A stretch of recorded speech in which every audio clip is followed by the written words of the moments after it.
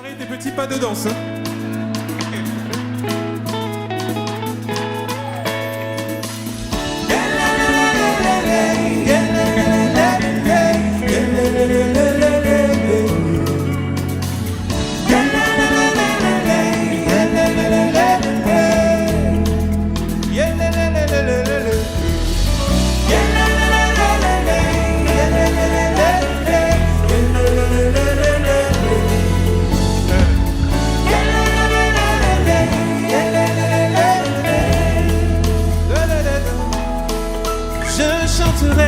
De tout cœur les merveilles de mon papa Yahweh. Il m'a ôté des ténèbres, il m'a délivré de tout péché. Essayez ensemble, vous chanterez. Je chanterai de tout cœur les merveilles de mon papa Yahweh. Il m'a ôté des ténèbres, il m'a délivré de tout péché. Mon papa est fidèle. Mon papa est fidèle. Il ne m'abandonne jamais. Je n'ai plus rien à craindre. Car Yahweh m'a libéré. Alors on y va ensemble. Je suis dans la joie. Je suis dans la joie. Une joie immense. Je suis dans la liberté. Car Yahweh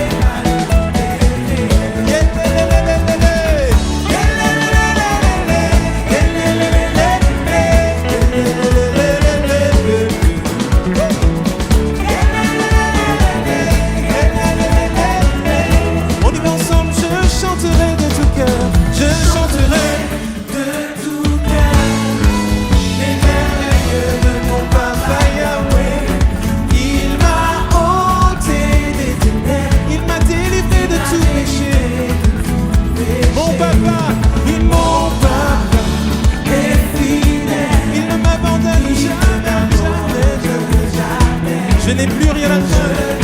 Tu n'as plus rien à craindre. Car Yahweh. Allez là. Je suis dans une joie immense. Je suis dans la liberté. Car Yahweh m'a libéré. Encore une fois. Je suis dans la joie. Je suis dans la joie. Je suis dans la joie.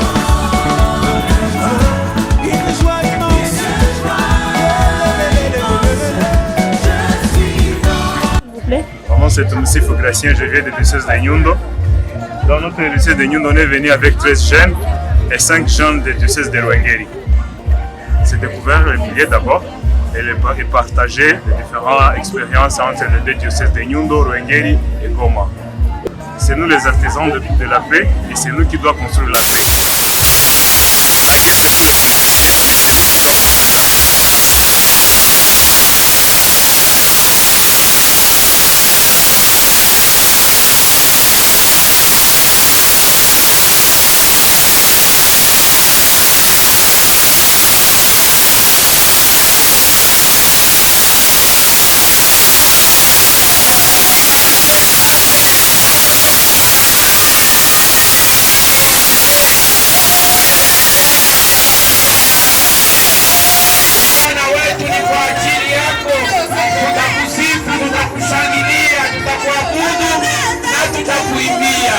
Sababu bila wewe sisi hatuwezi kitu. Wewe ndiye Mungu wa maisha yetu. Acha upewe sifa Bwana hata milele. Ni wewe tu, hakuna mwingine. Tunamwabudu Mungu na tunampokea baba askofu. Karibu akina baba askofu, mchungaji wetu. Karibu sana. Karibu sana, tumalize kale ka refrain tuendelee. Kwa jina la Baba na la Mwana na la Roho Mtakatifu. Baba yetu aliye mbinguni, jina lako lisifiwe. Ufalme wako uje. Mapenzi yako yafanyiwe duniani kama mbinguni. Utupe leo chakula chetu cha kila siku. Utusamehe makosa yetu kama tunavyowasamehe waliotukosea. Usituache kushindwa na vishawishi, lakini utuopoe katika maovu.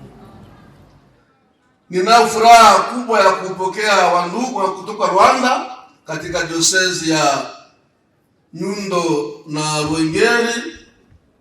Ninawaambia murakazaneza. Ninayo pia furaha kubwa ya kupokea wandugu kutoka arkidiosezi ya Bukavu. Karibu sana. Na ninayo pia furaha kubwa ya kuona vijana wa Goma wanatoka huku na kule. Kungali tu wale wakati nilisikia na Nyakariba watatukuta pia wangali njiani. Hiyo ni furaha kubwa. Furaha kubwa juu ya nini?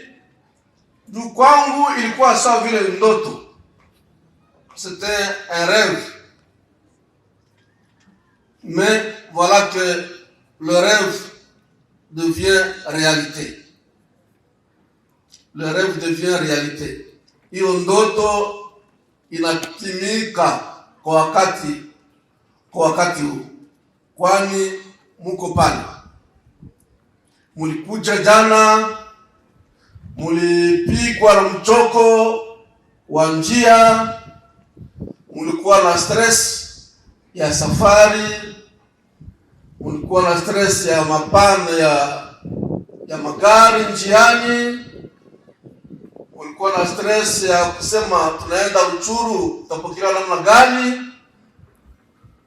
Lakini kiona pale sasa, naona kama hiyo stress imeisha na mnajaa na furaha. Furaha hiyo, ndugu wapenzi, ni furaha ya majamaa iliyowapokea.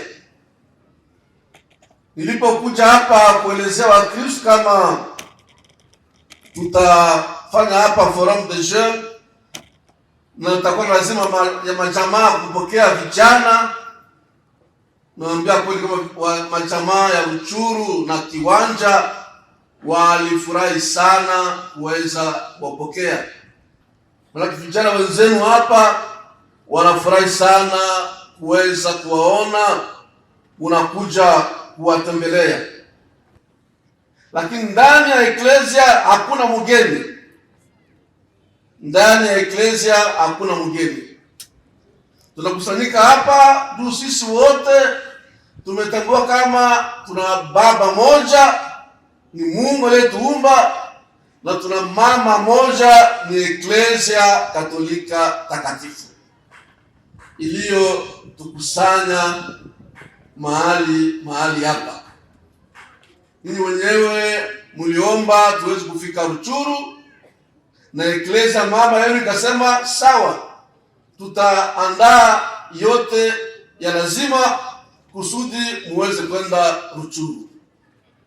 Maana yake tujisikie katika jamaa. Oui, comme je viens de le dire, c'est pour moi une joie et une fierté d'être avec vous aujourd'hui, ici à Ruchuru. C'est pourquoi, avant tout, je vous félicite d'avoir su surmonter la fatigue de la route, le stress de l'inconnu et la peur de l'inconnu pour nous retrouver aujourd'hui venus des 4 coins de notre diocèse et des diocèses voisins du Rwanda et de Bukavu. Nous sommes ici pour vivre ensemble une expérience unique, une expérience que notre monde est possible, un monde où des jeunes sont responsables. Nous sommes ici pour vivre ensemble une expérience du vivre ensemble dans la paix entre fils et filles du diocèse de Goma, mais aussi entre fils et filles du diocèse de Goma et les diocèses voisins. C'est l'expérience que nous voulons vivre ensemble. Nous voulons dire au monde entier, puisque vos images, comme vous le savez vous-même ou que vous prenez, vous les envoyez à vos amis, à vos frères, vos oncles, vos tantes, dans le monde entier. Donc, nous allons montrer la face du monde qu'il est possible au Congo de vivre une civilisation d'amour, de créer une culture d'amour et de paix. Que les jeunes au Congo, nous devons leur faire confiance. Parce que vous êtes, chers jeunes, l'avenir de ce pays, l'avenir de l'Église. J'ai l'habitude de vous le rappeler, les paroles du pape François. Jeunes, vous êtes l'espérance de l'Église et l'espérance du monde. Donc pendant ces 3 jours de forum, nous allons vivre ensemble cette expérience d'amour fraternel, de communion ecclésiale, de créativité des jeunes responsables, une expérience de la paix et de la réconciliation entre nous. Comme vous le savez, nous avons pris comme thème de ce forum « Jeunes, soient témoins de l'espérance et artisans de la paix ». Et la catéchèse que je voudrais vous donner maintenant est autour de ce thème « Jeunes, soient témoins de l'espérance et artisans de la paix ». J'ai prévu 3 points de cette catéchèse et une introduction, bien évidemment, et une conclusion. Jeunes, soient témoins de l'espérance et artisans de la paix. En introduction, je voudrais vous dire quelle est la différence entre l'espérance et l'espoir. Puisque souvent, nous confondons les deux et nous sommes déçus. On prend l'espoir pour l'espérance et l'espérance pour l'espoir. L'espoir, c'est un sentiment vague. Un sentiment vague que quelque chose peut arriver. Ça, c'est l'espoir. Un sentiment vague, passager. Je n'ai aucune sûreté que la chose va arriver de l'espoir. C'est un sentiment humain, mais qui souvent déçoit. Vous connaissez cette expression qui dit « Qui vit d'espoir meurt de faim ». Ça, c'est l'espoir. Un sentiment qui finit toujours par décevoir l'homme ou la femme.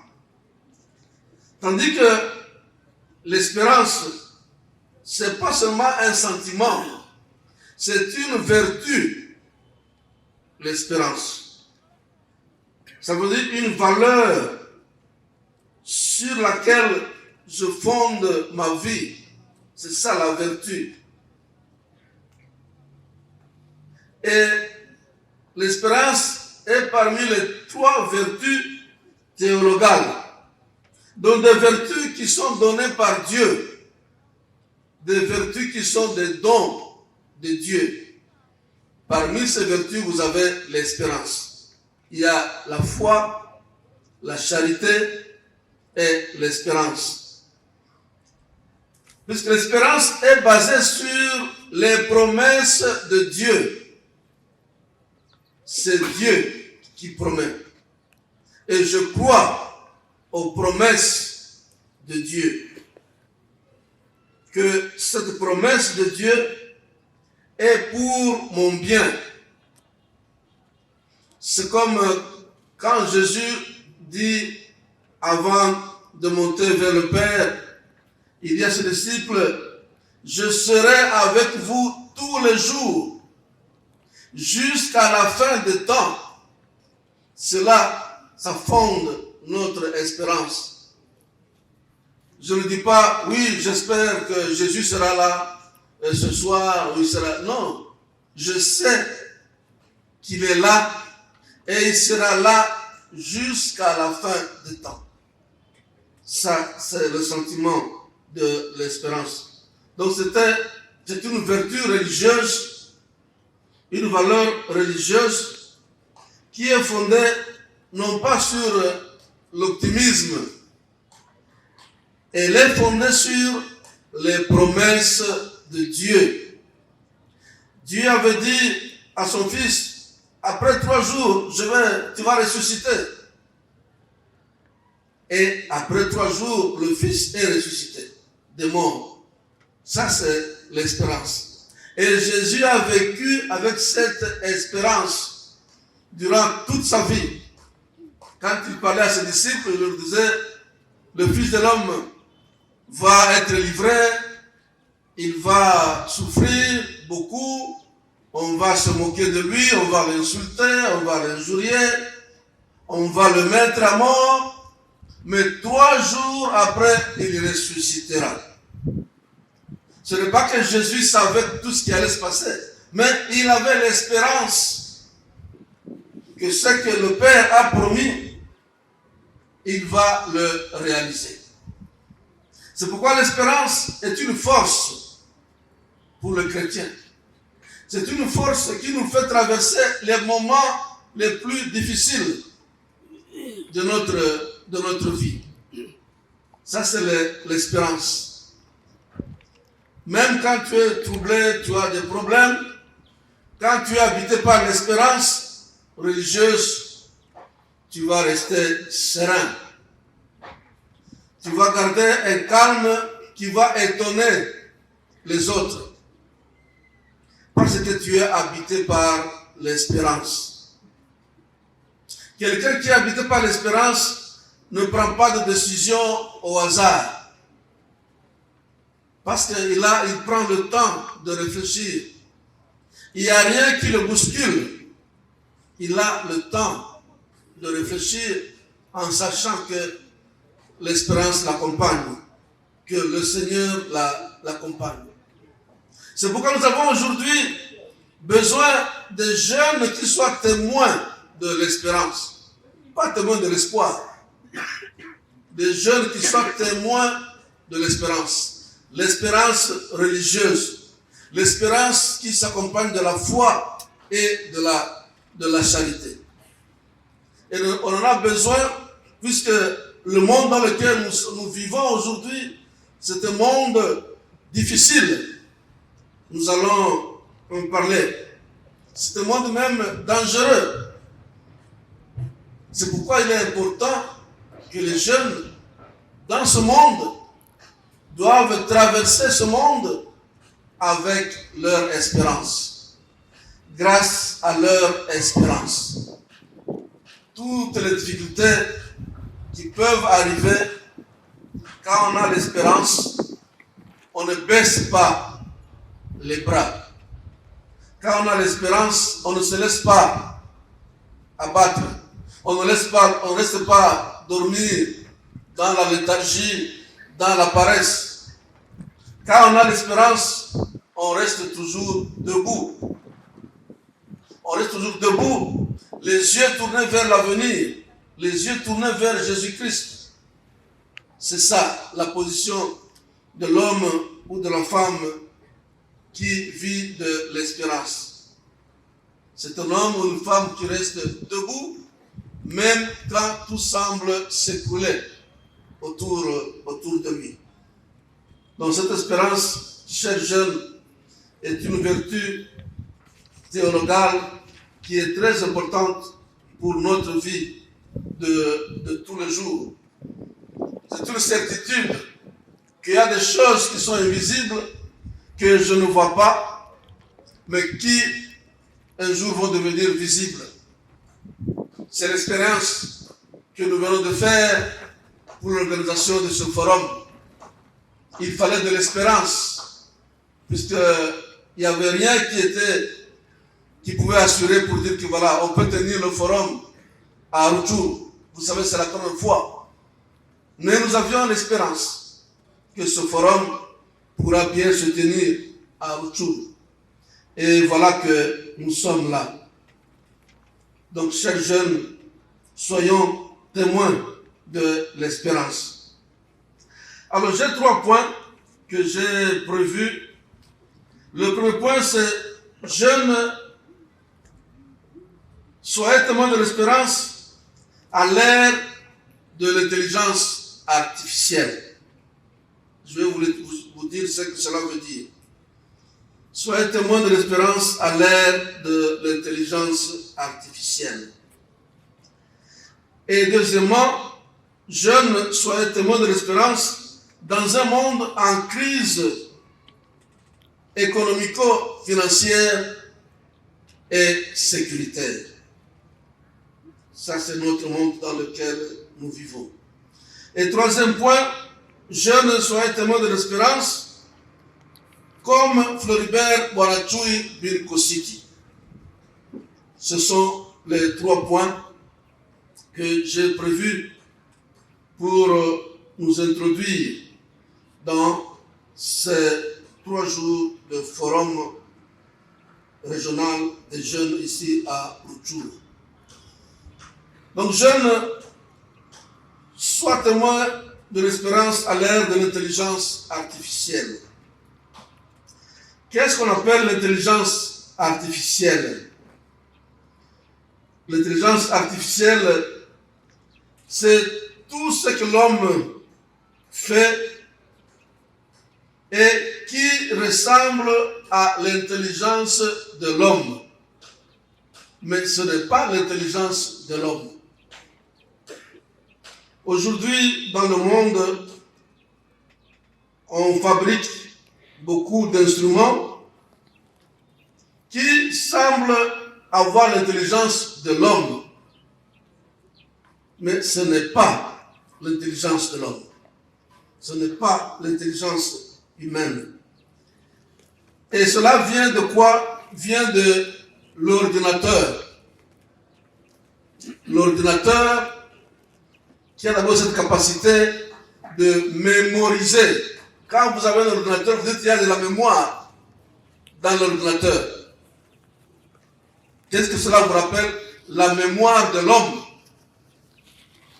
L'homme a de la mémoire.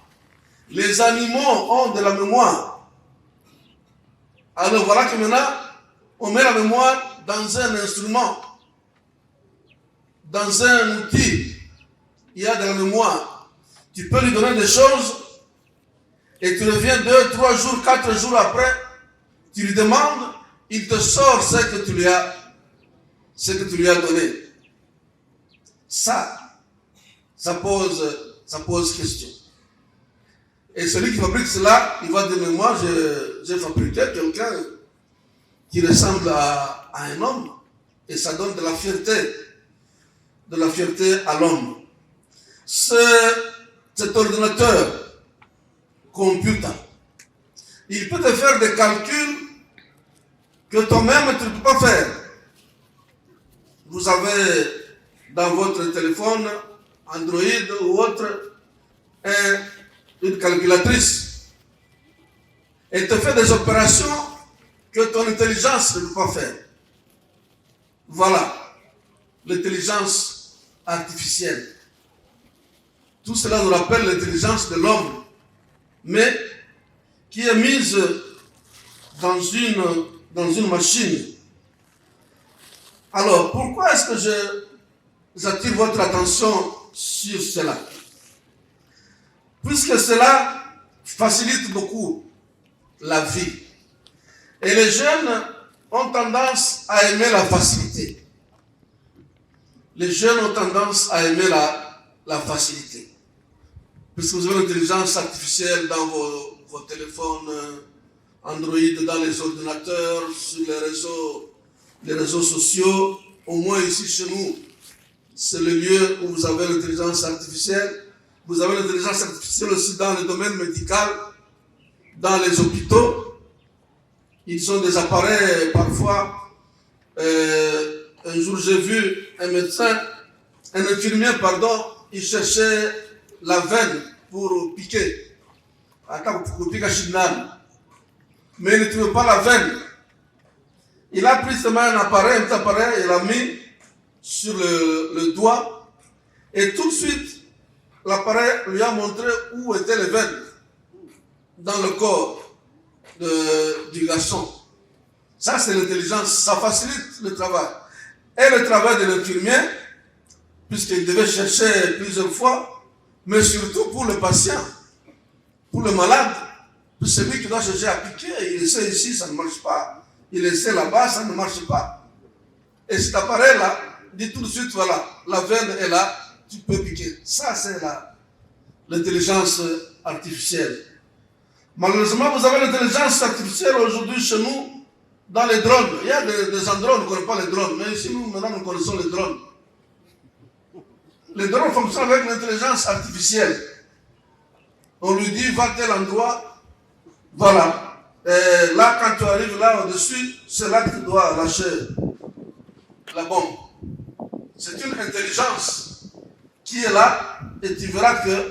Donc, cette intelligence artificielle, aujourd'hui, nous devons faire attention avec, puisque elle n'aide pas seulement à fabriquer des bonnes choses, mais aussi des choses qui tuent l'homme, qu'on peut fabriquer avec l'intelligence artificielle. Donc il est important, chers jeunes, aujourd'hui, puisque tout le monde aujourd'hui veut avoir un téléphone Android avec toutes les applications que vous avez, mais sachez que c'est un instrument qu'il faut utiliser avec beaucoup d'intelligence, justement, et beaucoup de tact. Tous ces appareils qui utilisent l'intelligence artificielle. C'est une bonne chose. Cela montre de quoi l'homme est capable. Rappelez-vous, à l'époque de Covid, à Goma, l'université catholique La Sapienza, qui est notre université, avait fabriqué une machine qui, quand tu entres dans la machine, elle te dit la température de ton corps, elle te dit la glycémie, elle te dit, je sais plus quoi, si tu as le Covid ou n'as pas le Covid, une machine. Donc, elle te dit plusieurs opérations au même moment. Ça a été fabriqué à Goma par des jeunes comme vous, peut-être ils sont ici parmi vous, les jeunes qui ont fabriqué cette machine. Donc, l'intelligence artificielle, nous-mêmes, nous sommes déjà dedans. Nous, jeunes de Goma, nous sommes dedans. Lorsqu'aujourd'hui, au diocèse, on vous demande dans les paroisses, dans les écoles, dans tous les services, d'entrer dans le logiciel de comptabilité. C'est déjà l'intelligence artificielle. Ce logiciel te permet d'être ici à Rutshuru. Je suis ici à Rutshuru, mais je sais ce qui se passe dans la comptabilité à Bubandana, à Matanda, à Saint-Kizito, à Kangaruchinya. Voilà l'intelligence artificielle. C'est une très très bonne chose. Et nous sommes dedans. Mais nous devons l'utiliser à bon escient. Nous devons l'utiliser comme témoin de l'espérance. Ces instruments doivent nous permettre de traverser les crises que nous connaissons. C'est pourquoi il est important de les maîtriser. Dans vos écoles, vos études, chers jeunes, vous devez maîtriser cet instrument. Ce n'est pas lui qui doit vous maîtriser.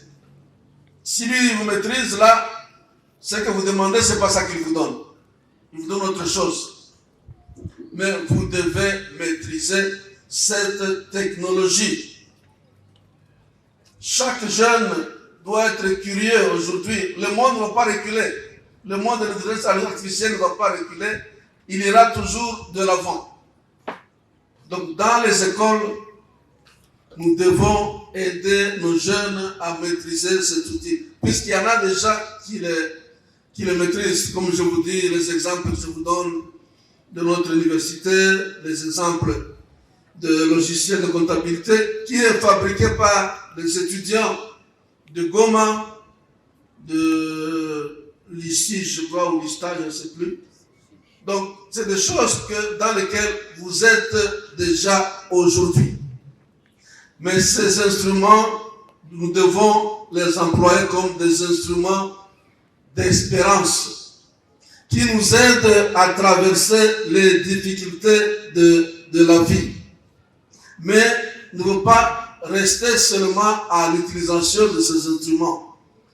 Nous devons savoir qu'ils doivent nous aider à créer un monde d'amour, à faciliter le travail. Comme je vous dis, l'exemple de cet infirmier, quand il peut travailler plus facilement et il fait moins de douleur aux patients, vous voyez que ça crée un monde de joie, de bonheur, grâce à cette intelligence artificielle. Donc, d'une part, il faut approfondir les recherches, continuer à étudier toujours plus, mais d'autre part, il faut un discernement moral et spirituel. C'est ça qu'a dit le pape Léon dans son encyclique Magnificat Humanitas, une humanité magnifique. Mais nous devons utiliser cette intelligence artificielle avec discernement moral et spirituel. Elle doit être un instrument d'espérance au lieu d'être un instrument de mort ou de perversion. L'intelligence artificielle doit être un instrument d'espérance, un instrument de vie et non pas un instrument de perversion pour celui qui l'utilise. Quand je parle de perversion, c'est quand on commence à utiliser cet instrument pour voler, par exemple, pour tricher à l'école. Il y a beaucoup d'étudiants ou d'élèves aujourd'hui, ils sont devenus paresseux pour calculer.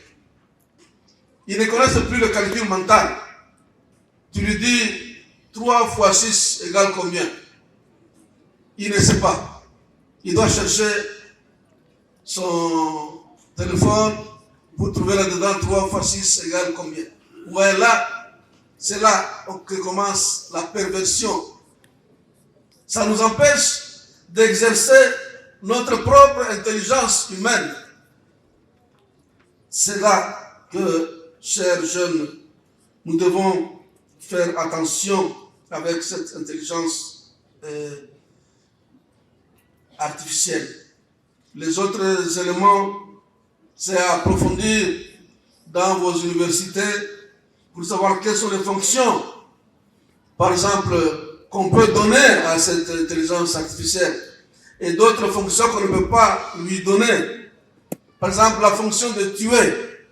Vous ne pouvez pas donner à une intelligence artificielle la fonction de tuer. Donnez-lui la fonction de guérir.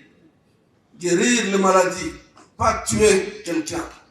Vous ne pouvez pas lui donner la fonction d'avorter, puisque ça n'aide pas la personne. Donc ça, c'est tout ce que nous devons nous-mêmes, comme chrétiens, comme jeunes chrétiens, bien utiliser cet instrument qui est dans vos mains et dont vous vous servez déjà vous-même, mais que cela puisse servir pour le bien, pour construire la paix, pour mettre la joie là où nous sommes, et non pas pour la perversion, pour le mensonge, pour les tueries. Ça, nous, comme chrétiens, on ne peut pas l'accepter.